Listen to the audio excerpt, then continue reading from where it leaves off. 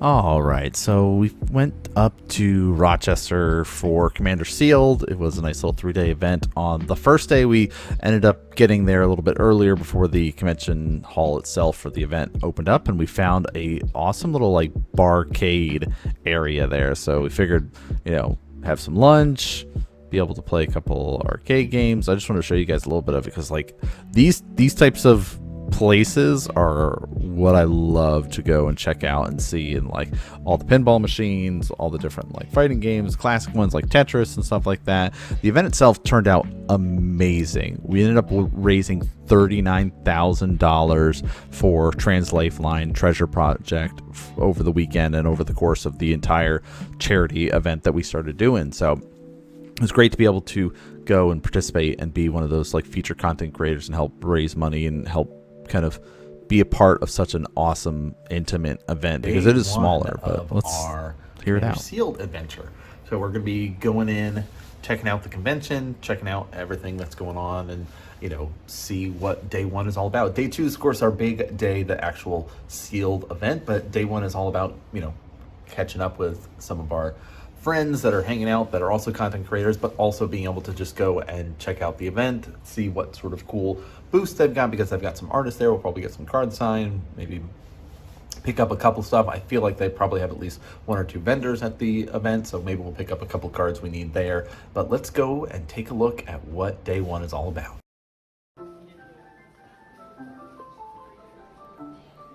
All right, so this is the main hall that the convention itself was held at. So this huge area here that you see, which you might look and you go, well, I've been to like SDG events, and I've been to these other events, and they are so much bigger. But yeah, but it's also, you think it's like 280, 300 people in the main event. This is the second room, the side event room. This area over on the left is all D&D area. The area on the right is like the free play area.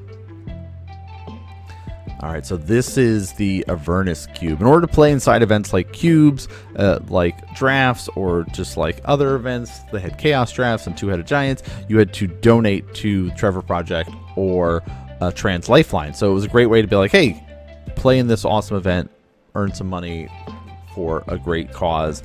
So here's the draft. This was a commander draft. No lands in the whole thing because you only cast your spells off of the stuff. 42 cards. The meaning of life. Or in this case, the meaning of death. So good. Got his ass. No. Now, the moment of real truth is, did I draw it? Okay, end of day one. We're back at the hotel. We've got to play quite a bit today. So we got to play a couple rounds of Commander with a couple people, some new friends that we were able to make at the event. We also got to play some Cube Draft because some of the guys from CubeCon are out at the event, and we were able to do this Descent into Avernus Cube. Did it twice. First time, I love playing Cube so much because the first time you kind of start to understand what the cube is all about, and then like the second time you do the same draft or whatever, you're like, oh, okay, I understand what it's trying to do, let me adapt and pick up these cards. So it came down to basically one turn with 3 of us left in the game, and we all were basically trying to kill each other and stop ourselves from dying, and it kind of went around in the circle and was like, all right, okay, I can stop myself from dying here. All right. Oh, okay. Now you died, and now maybe I live until my turn. Maybe we both die now on my upkeep because the Descent to Avernus is about to trigger and deal the damage. But nope, we got to interact with it, and it was very exciting. Awesome stuff. So you get a chance and you're able to go to the CubeCon, do it, or at least check out some of the cubes that they got going on. It is time. I'm going to actually give you announcements this time, which is excellent. I'm Seth. I use he, they. I'll be your head judge for this event. And I'm joined by an excellent staff of judges who are around the room, mostly behind me. They're going to get ready to distribute your product, but they'll only do so when I tell them to. I want this event to be fun, fair, and comfortable for all of you. So if there are any problems, please notify me, one of the other judges, or one of the Just Game staff over in the admin area. We want to make this good for you. To that end, we're going to all practice calling a judge. You're going to shout judge and raise your hand all at the same time. Ready? Go. Judge! Awesome. Yep. Only this player over here, Dan, got it right by keeping their hand up until the judge got to their table. Make sure you do that part too.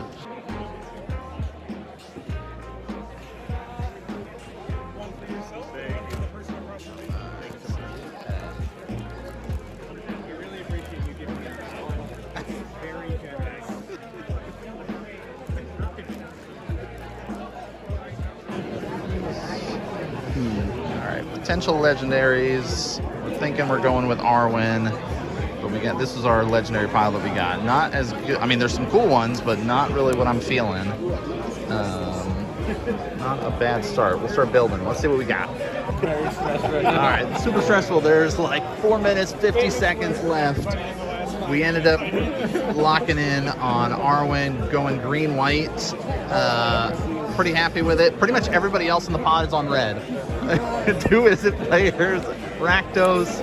It's good. How do you feel about it? I'm pretty psyched. I got some good stuff. I think I'm going to make some people mad. I mean, I'm going to lose a couple games. But right. I'm going to have fun. Yeah, right? You got to do some Izzet stuff, so. Right.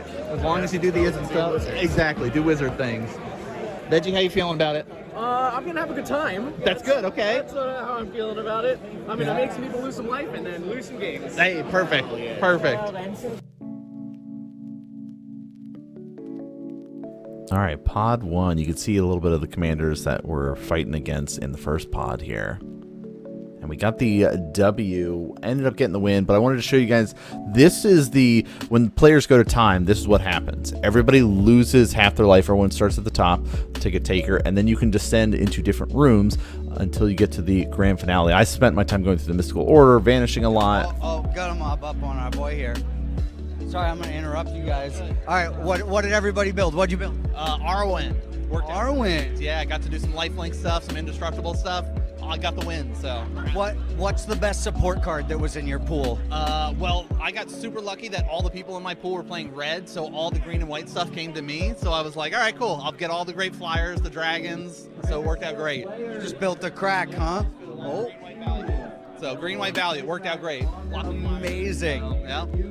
I don't know if I've asked you. I guess they're going to call everybody to our seats, but before I go, what's your Commander hot take? Oh, Commander hot take is to get better at Commander, you got to play 60-card format like Modern.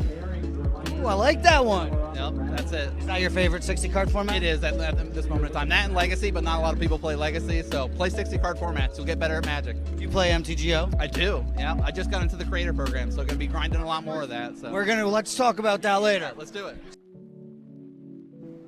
All right, pod number 2 here. Lots of blue, lots of greens in this pod.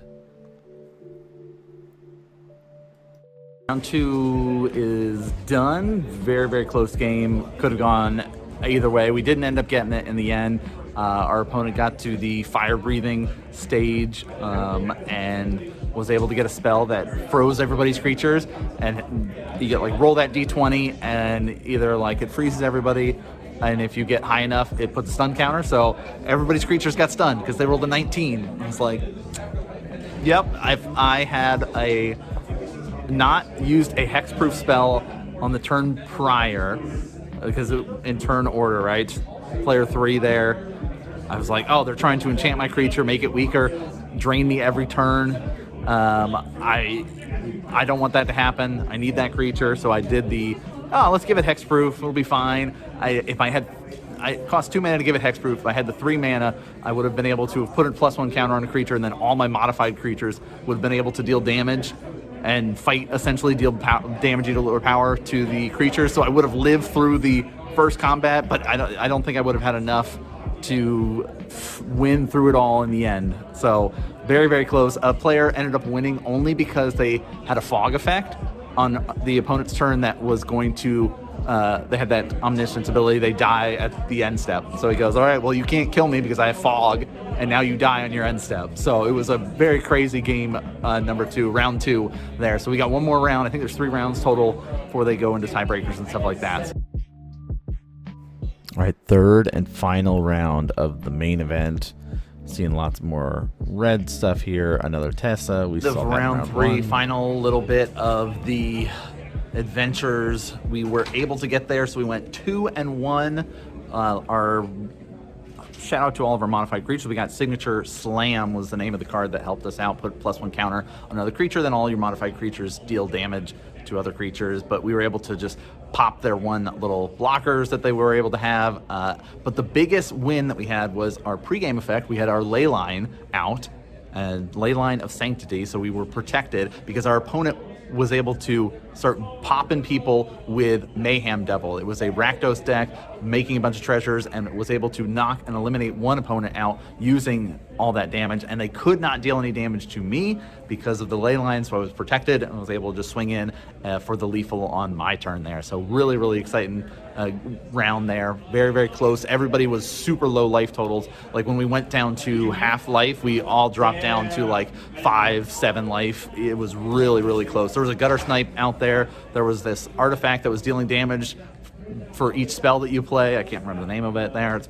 on the screen at this point. But yeah, so really cool. Went 2-1. Very happy with how the deck went. Very happy with each of the rounds. Like, played against some amazing people. They were all really, you know, kind and really welcoming to be able to just sit down and just play some games together. So great adventures here for day number 2. Here is the Arwen Mortal Queen deck that I played for Commander Sealed. So let's take a look. I'm running 35 lands. A lot of people are running 37 to 40, in that range. I was a little bit greedier. Next time I would probably go 36 or 37. I got a little greedy with some of my ramp that we had, right? So Open the Gates, Topian Sprawl, Wayfarer's Bauble. You can see Nature's Lore was in here too. Like, I was like, I've got a lot of ramp, but like I got some really cool stuff. Some removal was really important for me, like Banishing Light. This Owlbear Shepherd actually did work of helping me draw some cards. See, I had some mana rocks, so like I was feeling okay. You can see a lot of low drop. That's most of my pool is low drop stuff. But I want to talk a little bit about some of the other cards that I have in the pool here. So let's take a look and see. The 4-drop was also really important for me. You know, being able to have that Faith Feather, having that Harmonized, Leyline of Sanctity help win me some games. Battle Angels of Tyr was set up to win me a game before the freeze effect froze me out. So, but yeah, this, you might look at it and go, why is this important? Well, if my commander is indestructible, I don't ever have to worry about it, right? Yeah, you can sit here and deal all the damage that you want to me. It's just going to get redirected to Arwen, and she's just going to absorb it because she's indestructible. She won't die. So I was able to play it, but by the time I got out the Pharaoh's Shield, Arwen had cast like 3 times that game, so she was costing like 9 mana to be able to play. So did not get the equipment there, but I'm very happy with it. Here's some of the other like top end stuff. This giant tarantula did work, being able to do some blocking. I had really good luck with some of my dragons earlier in the night. Ancient Gold Dragon, of course, never gotten a chance to cast it, but very happy that we were able to get it to be, because like those are the bombs that you're hoping to pull when you're doing this. Never got to cast the Thunderous Debt here.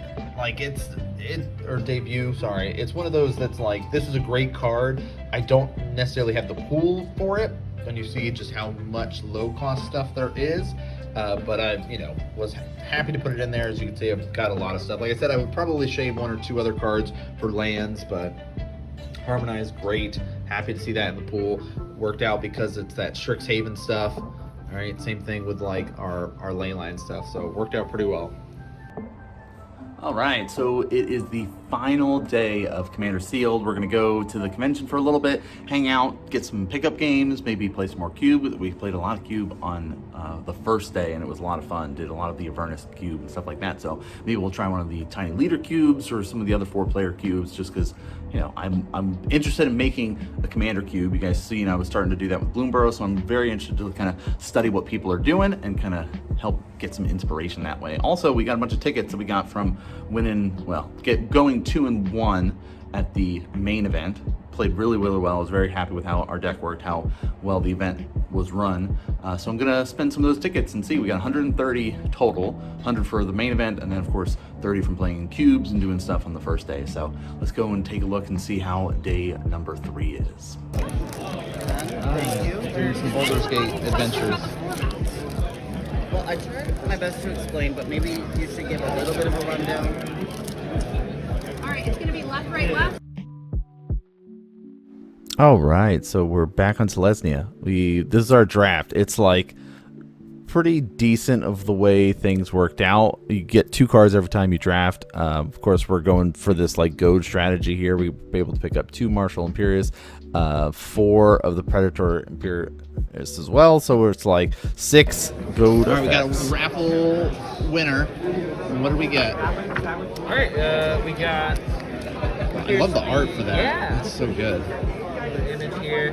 Pride, Chibi, Chandra, Play the play map from last year's play last map. year, yeah. Awesome. And then we got a bunch of boosters.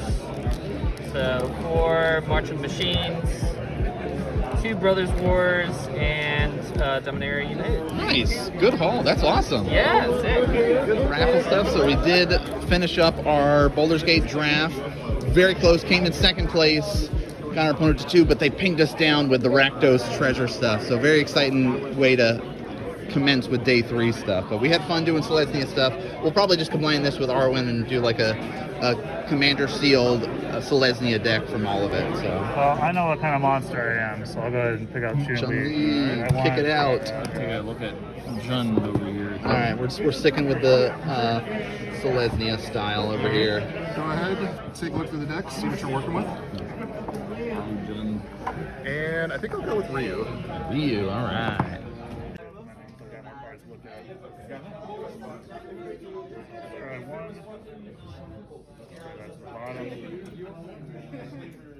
We're back from Commander Sealed. Want to do a little wrap-up thing right here at the end of all the vlog footage, because you got to see kind of the cool day 3. We did a Baldur's Gate draft there, which is another one of those commander drafts where you are drafting 2 cards per pack. Every time that get passed around, you're making a 60-card deck. You have to have a commander, and you're playing in a multiplayer pot of 4 type deal. Really cool. I came to the event and was like, hey, let's go see what happens. Let's wander in, see what we end up finding. And there was a group that had 7 people. They're like, we've been trying to fire this event for hours. We need just one more person. We got up to like 5, then 6, then somebody dropped back down to 5. Now we're up to 7. Please help us. So just join them up for it. And of course, with that and the cube events or any side events at the entire Command Fest, you had to be able to donate to one of the 2 charities. So like for playing in the draft, you go, please make sure you make a donation to Trevor Project or Trans Lifeline or to enter this event. So it's like, easy, no problem, we can do that. And so that's a great way to kind of help out. And a lot of what the event was all about is, hey, let's play Magic and donate to the causes. And the other thing that we did on day 3 was we met up with some of our buddies there.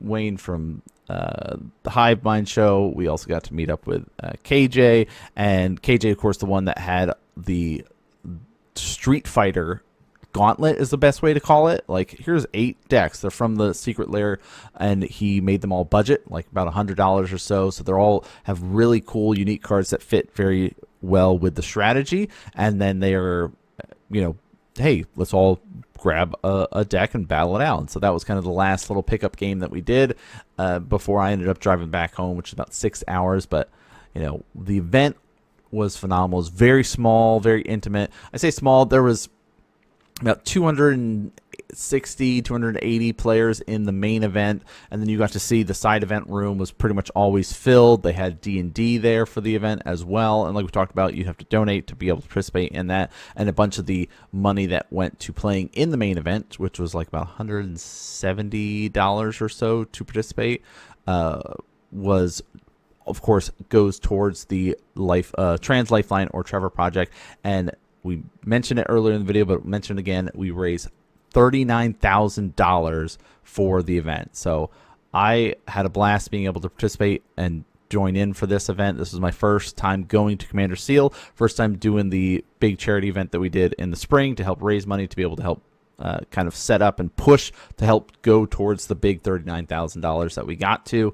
And it helped us to be able to come and actually attend in person and be able to do it. So hopefully we can make this a yearly thing, all right? Do another big charity stuff in the spring, help us get to come into Commander Sealed in the fall, and help raise even more money for everybody there. And maybe next time we'll bring some more modern stuff and maybe get people to be playing modern side events at one of these. Who knows? We'll see. But hope you guys enjoyed this stuff. I know this isn't our normal Monday content, but we will be having more content coming up Of course, Mondays, Thursdays are usually our weekly commentary stuff. We've been sprinkling in some MTGO content on Saturday because we are now an MTGO creator, member of the MTGO creator program. So you guys can see more of that. We'll be doing some legacy, some modern stuff like that in the future. But that's going to do it for this episode. Thanks so much for tuning in and watching, everybody.